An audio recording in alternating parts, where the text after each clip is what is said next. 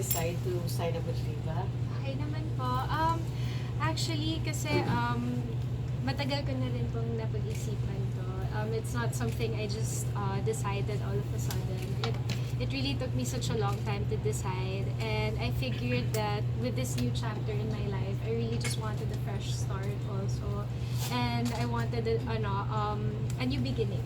Pinag-usapan yung mag-asawa because nandito na rin si Billy. Opo, actually hindi naman siya yung deciding factor kung bakit ako lumipat, pero he did give me advice at nakatulong din na nandito na nga siya. So marami din siyang nakakwento sa akin na his experiences working with Viva, and he only really has good things to say. So nakatulong din sa pag-decide ko na lumipat dito. What are the immediate plans sa'yo ng Viva? Actually more on films po. Kasi I'm really passionate about film, and I also have been wanting to work on more films, and I haven't had the chance lately. Pero ngayon na ready to go back to work na ako, I'm just really excited to make more films. Ilan ang naka-live? Sa ngayon po 10. 10 For 5 years. 5 years. Yes. 2 movies ay. Yes. Although sabi daw po nila pwedeng within the 5 years pwedeng more earnings. Meron ng plano kung anong mauuna. Well, sa ngayon po, yung first project ko with Viva na films, pinag-uusapan pa po namin. Pero right now I'm working on an indie. Start po kami on the 23rd. Ng shoot. Yes po. Sinong direktor? Si Miss Veronica Velasco. Sino mga kasama mo? Oo, With EA Guzman po. yes. Kaming dalawa po. Yeah. Drama, rom-com. It's a rom-com. Actually, parang first rom-com ko siya. Kasi yung films ko before may pagkabigat. So parang ito yung first film na gagawin ko na hindi fully comedy, pero magaan pa rin. Since you're already married, may mga limitations ba sa role na gagampanan mo? Hindi naman po. Pero although I do want to veer away from the same roles that I was doing before, para lang sa sarili ko, para may change din. Pero hindi naman po dahil sa kasal na ako. It's more of a personal decision. Kasi si Billy, ever since the start, supportive naman siya. Hanggang ngayon, supportive pa rin siya. Tuloy yung network. ABS pa rin. Opo. Actually, wala naman pong magbabago with that. Pero you've been with Star Magic na before? Yes, actually, si Star Magic yung first management ko talaga in my whole life. Kasi I started with commercial model pa lang ako when I started. And I never signed with anybody. Freelance talaga ako ever since. So, they were really my first management. Doon talaga ako nag-start sa kanila. Ilang years ka sa Star Magic? I would say around 7.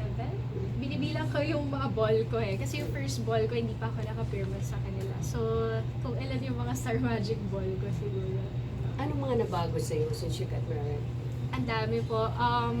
Actually, it hasn't been a year yet. Pero parang feeling ko ang tagal na. Feeling ko ang dami na nangyari.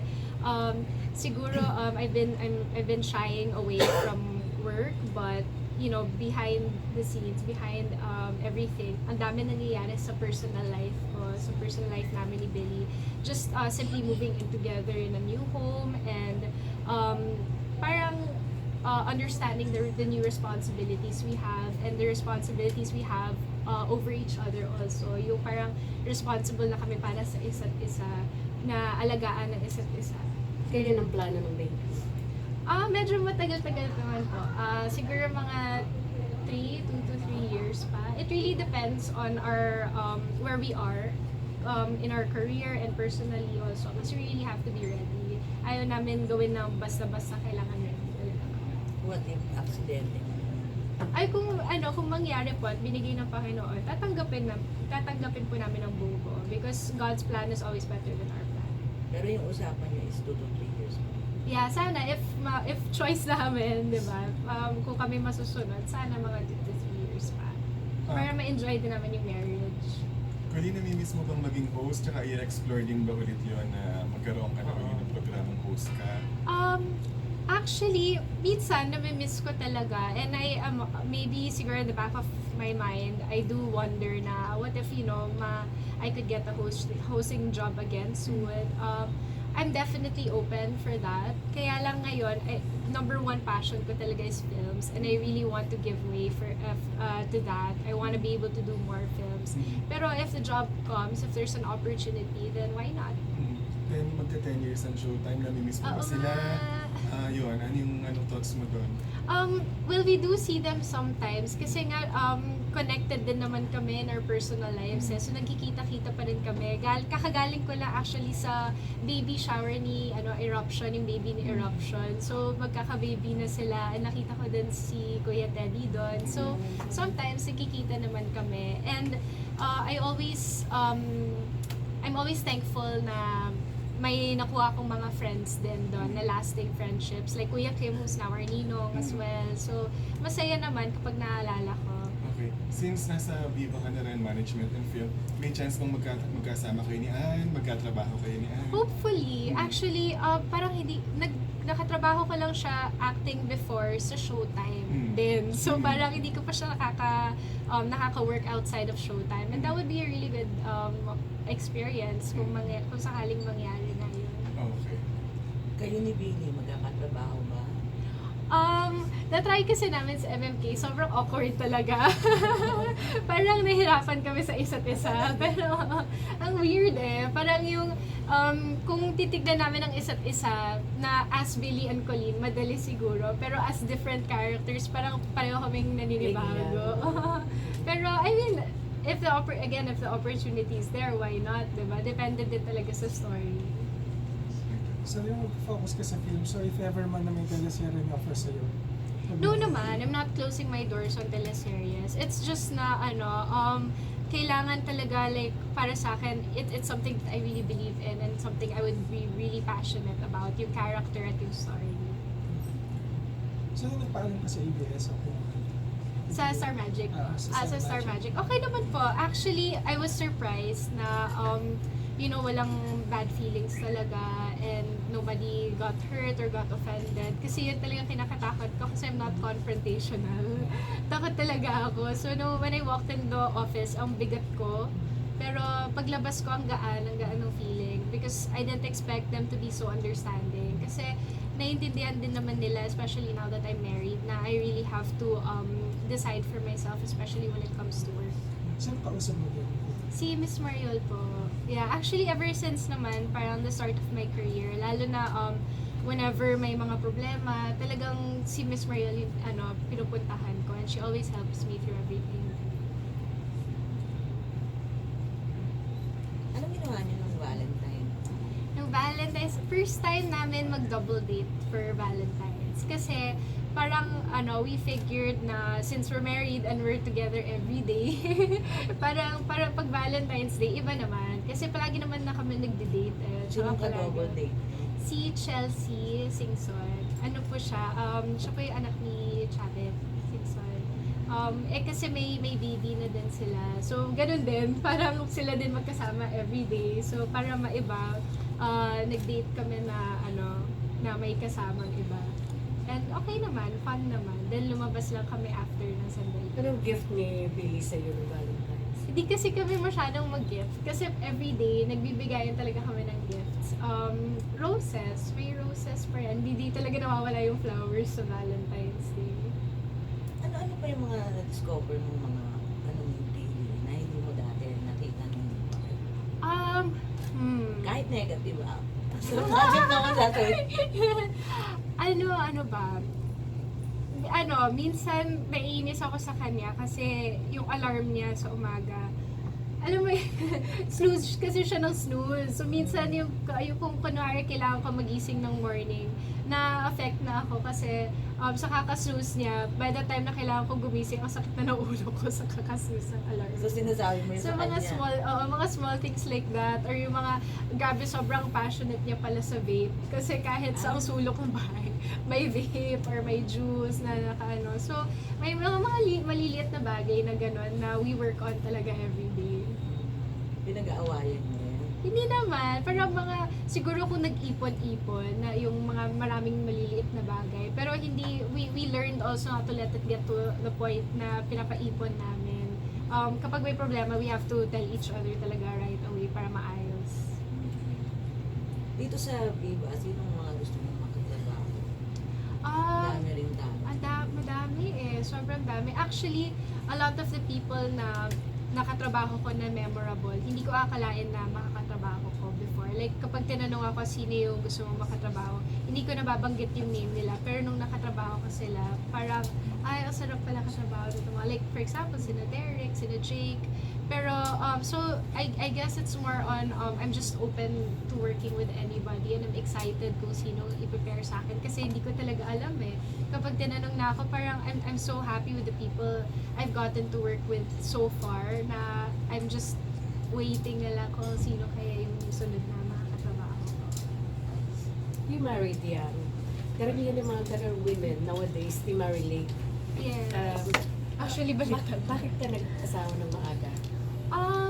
I think talaga it's everybody's personal journey din talaga. With me and Billy, I felt na siya na yung gusto kong makasama and we wanted to live together, we wanted to be together and I just felt like by getting married, I was doing things right by him and by God also to make our union official and at the same time parang kasi kung ipatagal nyo tapos yung mga problema lumalalim parang nagiging problemang mag-asawa pero hindi naman kayo mag-asawa so ang dali-dali to just get up and leave and we were ready for that commitment, we were ready to really commit to each other and that's why we decided to get married and alam ko na medyo bata pa pero I just feel like it's one of my dreams in life also to have a family kasi yung parents ko nag-separate din nung bata ako so hindi ko naranasan yun and I really want to kumbaga yung second chance at that, to have a second chance at that. Kumusta naman si Billy as a husband? Oh, sobrang loving husband siya. Very maalaga. Mahilig siya magluto for me. Mahilig siya mag-prepare Ikaw ng nagluluto food. ka rin? Marunong ako magluto. Meron akong survival skills. Wala akong cooking skills, pero meron akong survival skills. Pero siya kasi mahilig. Iba yung marunong sa mahilig eh. So siya, parang isa sa mga parang hidden talents and passions niya is cooking talaga and preparing food. So, hinahayaan ko din siya to explore that passion of his. Kasi parang dream niya din na mag-aral ng culinary one day. Coleen, sa bilang husband and wife, how do you deal with misunderstandings? Pag may mga ganun. Nangyayari talaga nangyayari.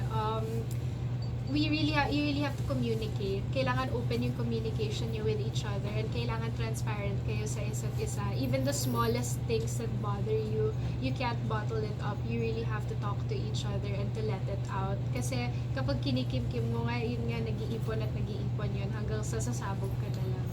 Kaya ba yung tipong dapat bago matulog, nire-resolve na o yung tipong ipagpabukas na lang? Mga ganun? You know what? Dati, sinasabi ko, don't go to bed without fixing your problems. Pero minsan kasi, I realize na sometimes you have to cool your head down talaga eh. Kailangan talaga ipalamig yung ulo. So, sometimes, like, I go to bed, masama talaga yung mood ko, pero I know it's just my mood. And I know na when I wake up tomorrow, wala na. Kasi the problem is not really an existing problem between us, but rather my own personal mood. So, for situations like that, it's better talaga na magpalamig na lang. Okay. Yes. Hi. Hello. Protective ka ba as a wife? Protective? Yes, kasi Super. si Billy kasi is prone to accidents. Ay nako. Pero puro kasalanan niya din minsan eh. Ano sinasabi mo sa kanya? Nako. What kind of care do you give her? Well, syempre, pag injured, wala na magawa. Ako talaga mag-aalaga sa kanya. Pero, it's more preventive. Like, I always tell him, you should be more careful. You should take care of your health, your mga ganun. You should work out para lumakas yung core mo, para hindi ka madapa, yung mga ganun. So, actually, I'm scared to come off as a nag sometimes. Pero, more on preventive kasi ako. And we were just talking about this na between the two of us, siya talaga yung risk taker. Tapos ako yung more on preventive talaga. Talagang he pushes his limits na. Yeah, he Medyo really matigas ang does. ulo. Matigas talaga ang ulo. Pero he knows it naman. Ganun lang talaga. So paano yung nailagaan yung paa niya? Ayun, memorize ko na since parehong palaging na-enjoy. It's more on, actually nakatulong sa kanya yung acupuncture. Nakatulong talaga. So we have an acupuncturist come over to the house and it really helps him. Other than that, it's more on helping him, assisting him lang. But you continually remind him. Yeah, I do. I nag him a lot. Sabi ko, I'm never gonna become the kind of wife that nags. Pero wala pang 1 year nag na ako. Nagger ka? Nagger na ako na. Kasi syempre, pag hindi nakikinig, diba, kailangan mag-nag talaga. Pero, I get it now. O sana umayos na yung Yeah. Pero he's matured so much then in the past year. He's really, both of us, I feel like we both matured so much over the past year. Yeah.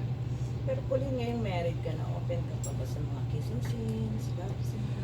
Kasi syempre may mga stories na hindi talaga matatanggal yun. Like for example, if it's a love story or if mag-asawa kayo, syempre part of the story yun. So depende din talaga like how far kailangan pumunta sa isang story and if the story is actually worth it for me to accept a role like that. Pero depende kasi minsan kung mag-iinarte ako sa ganyan, ikakasira din ng story, 'di ba? Parang hindi magiging believable. So, it really depends on the project. Pero kailangan pa bang pag-usapan niyo yan ng video? Yeah, syempre. Actually, everything naman. Kaya hindi lang naman yung kissing scenes. Even when it comes to accepting a project, not because I'm asking for permission, but because I'm asking for his opinion. I always run it by him. bawal na sex sa'yo. Oo, Hindi willing ka naman. lang bitawan niya. Hindi naman. It's just more of a personal decision na I want to do something different also. Kasi hindi mo pwede forever. Pero at the same time, depende din kasi sa project. I mean, kung may dumating na project na would require me to act or be a certain way, I will do it for the project. So dun sa 10 ba, ano mga genre mo? Wala pa. Pero hopefully after this indie na matapos. Kasi by March matatapos na rin naman kami. By March, I think we'll be discussing na my first project.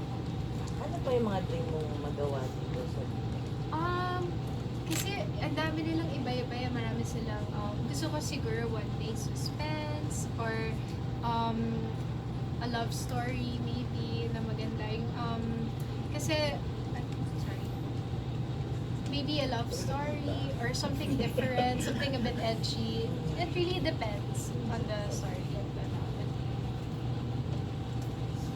Sabi naman kay Boss? Opo, actually, they're very willing to collaborate. Kung kunwari, sabi nila, if I have ideas, pwede ko din i-share sa kanila. Kaya very excited ako kasi they're basing it off of what my personal goals are also as an artist. So, kung kunwari sabihin ko na I think I want to try horror, they will honor also what I want. Na-miss mo ang acting mo. Kasi Yes, especially movies, mas super. ka sa pelikula eh. I love films talaga. Sobrang love ko yung films. Iba pa rin Iba talaga para sa akin yung yung teleserye films. Although masaya din naman yung teleserye, iba yung fulfillment na nakukuha ko sa films. Pero buti na lang hindi ka parang katulad ng ibang mag-asawa na mas gusto sa bahay. Hindi ko kaya kasi kailangan palagi ako busy. So kung hindi ako busy sa sa showbiz or sa work, busy ako sa ibang bagay. Kailangan palagi ako may ginagawa. Hindi pwede na wala akong ginagawa. Pero naka-adjust ka na sa bagong buhay mo. Yes, actually, tama naman na I took the time then to adjust and to realign also. Kasi parang I've neglected my personal life also for a long time. I feel na parang ang dami kong mga personal issues na hindi ina-address and ang dami kong parang feelings that I was just brushing off to the side. So tama naman na I took the time to resolve all of that before coming back to work. Marami ba? Hindi naman, more on like Like what? where I really took the time to reflect on where I am spiritually also, and we found a new church na talagang we've been involving ourselves in, and may bagong family rin kami sa church na yun. So parang yung mga personal factors talaga that contribute to one's fulfillment. Kasi di ba parang from the outside parang ang perfect nga ng buhay mo. Parang walang perfect na buhay. I Yeah, realized pero- that. Sa lahat ng mga nakikilala ko din, parang naisip ko, yung perfect ng buhay nito, yung pala ang daming pinagdadaanan na problem. So, like anyone, I go through my own fair share of trials also in life. And I was able to overcome a lot of that in the past year. Coleen, what if may offer sa'yo ang GMA since wala ka na rin naman kontrata sa ABS, diba? So, open ko. I think I would run it by Viva. Kasi sila yung nakakaalam ko ano yung tama para sa akin. Pero sa'yo, okay lang naman. I'm not sure how it works kasi I think ang alam ko, if you're signed with Viva and you're not signed sa network, pwede kang both yeah. I'm really not sure how that works. Pero I mean, I've always been a kapamilya and I love being a kapamilya. But if there's an opportunity to work with both, then why not? But kung pipili ako, I mean, I'm happy with where I am right now. ABS pa rin kung Yeah. masusunod ka. Baka natanong na kanina kasi wife ka na ba? Nakaplano na ba yung pagiging mother din? Siguro mga 2 to 3 years po. Yeah, hindi pa ako ready daw eh. May bago kaming puppy. Na-realize ko na ako, I'm not ready for responsibility yet. Kasi yung puppy, ihi ng ihi everywhere. Nasisira yung furniture na pinag-ipunan namin. So sabi ko parang hindi pa ako ready. At least nagpa-practice ka na. Yeah, pero paano naman, the reason also why I got married early is para may enough years din kami na kaming dalawa lang before we have a baby. Kasi ang hirap to work on the relationship. Although, I mean, a lot of people are able to do it, diba? Pero it's more of a preference na I wanna be able to work on our relationship and dynamics muna as husband and wife bago kami maging mommy and daddy again. Para lang pag nag-problem solving kami, parang may may teamwork na nagaganap. Ano lang nabago sa pagsasama niyo? Parang same Billy pa rin ba? Yung parang mas cheesy, mas malambing? Cheesy parang pa rin. nandito Cheesy pa pa rin. Yeah, ganun pa rin naman siya. Actually, in fairness kay Billy, simula sa day 1 niya, hindi nag-iba yung cheesiness and yung pagiging malambing niya. Kasi nung naliligaw naman siya before, hindi naman siya best foot forward. Parang as himself lang talaga. So, mahirap kung kunwari naliligaw ka tapos nagpapa-impress ka. Tas hindi mo na maintain after a while. Na-experience ko yun. Pero si Billy, consistent siya ever since. Ang nagbabago lang is nagmamature siya, which is good. Kasi tagal ka hindi nakita pero ang sexy pa rin. Ang ganda ng body. Thank you. So anong routine mo everyday? I try to work out talaga kasi yun yung stress relief ko. Kapag hindi ako nakaka-workout, nasistress ako lalo. Parang Stress na-agitate ako. hindi kay Billy Parang kailangan ko ng release. Ganon. Kailangan ko ng ilabas yung energy ko. And nakakatulong talaga siya. Coleen, ano mga na-discover mo pa kay Billy bilang asawa? May mga na-turn off ka ba na ugali na hindi mo alam dati? Hindi naman. May mga traits na I learned to embrace also. Kasi parang there was a time na I was always annoyed. Tapos I realized na parang ako yun eh. It's really in your mindset also. So sometimes especially kung married ka, you're living in one house, parang you have to get used to being with each other even on the days when you're annoyed. Just by on your own, you're annoyed lang.